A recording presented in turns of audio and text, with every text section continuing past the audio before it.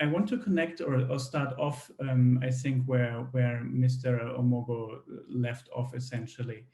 I really appreciate this presentation. I think especially bringing CVON and ICPAC here together is showing us exactly the right approach of dealing with climate change, conflict, and insecurity in this space.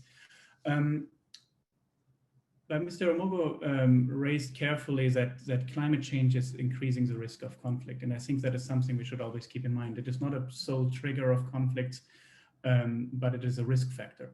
And if you pay attention to his presentation, most of the issues he raised that are contributing, that are security issues here, are actually human security issues. That is why CIPRI, among others, and I think that is something we see moving or catching on more broadly, is actually not speaking about threat multiplier anymore in relation to climate change and the security implications. What we talk about is climate-related security risks. Why do we do that? And that has partially to do with the dynamics we see in relation to conflicts, but it also has to do very much with the policy processes and thinking about the interventions that are possible. Threat multiplier is something that gets us all hyped up, and we see the point that we need to do something, but when it actually comes down to it, human security issues are not threats. They are related to livelihoods, to everyday dynamics. So finding an approach that is more centered around human security, livelihood issues, that is inclusive of the local dynamics, I think is something really important. I'm going to speak about climate risk, human security, and the peace-building process, and I specifically will focus on the peace-building process, I think, in my remarks. And that is also something that Mr. Omogo mentioned when he overlaid the ACLED data or brought in the ACLED data for the region.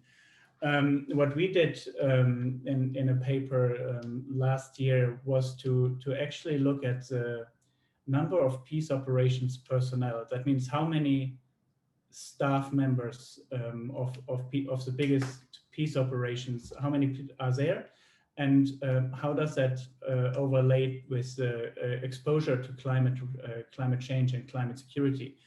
And what you see in the table is essentially a list of the 10 biggest peace operations. That is the 10 peace operations or countries that are hosting the most peace operations staff.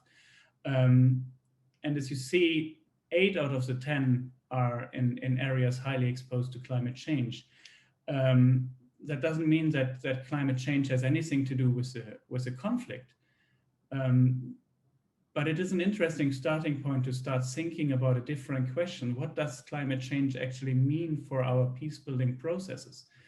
Right? What is happening in these situations?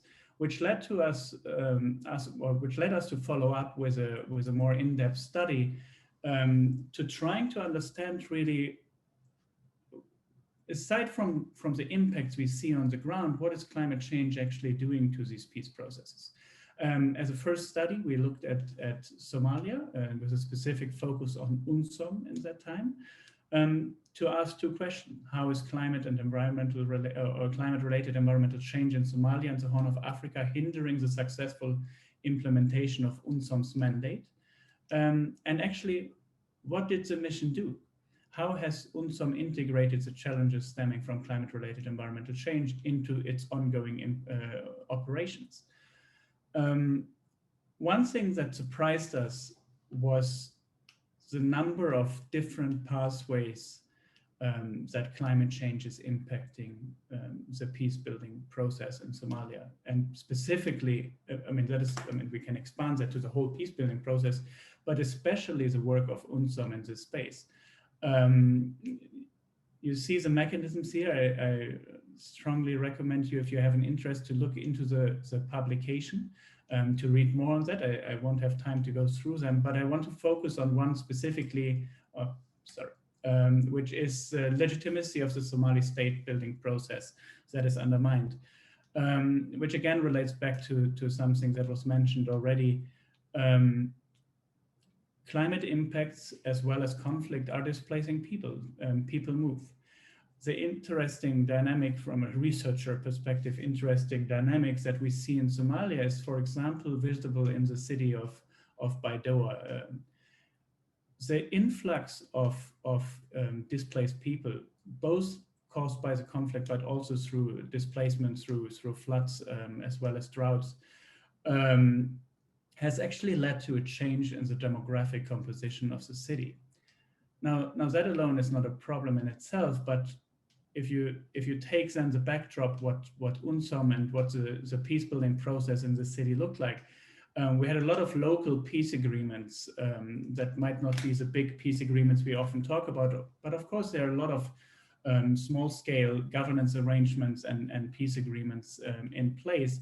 And in the city of Baidoa, this was along clan lines to give a power sharing agreement to give everyone their fair share.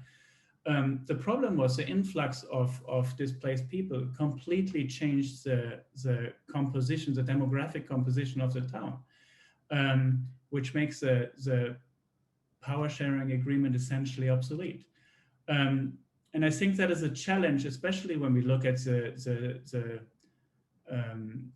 peace building side of things. That is a challenge that is not really acknowledged and taken into account in a lot of these processes.